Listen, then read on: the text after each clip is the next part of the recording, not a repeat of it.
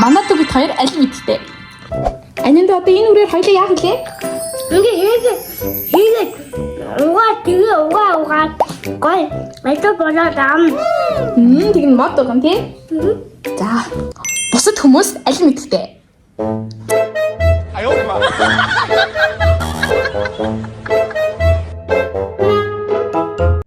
Зүгээр л юм уу алимын үрээр моттой болно гэж юу? Аач худлаа хаа. Үнэн мэрүү яг үгүй. Одоо яаж хийгээ хариулъя.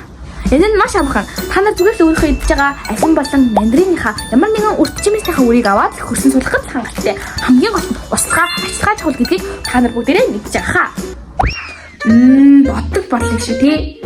Тэгвэл бидэнд ирээдүйд мангар их алимтай болоод дээрээс нь агарын хөрдөл гэсэндээ хөнөөр оруулах юм шүү. Сандаг санаа шүү. Энэ бол бидний тархины цэцэг манай бичлэгийг үзсэн баярлалаа. Баяртай.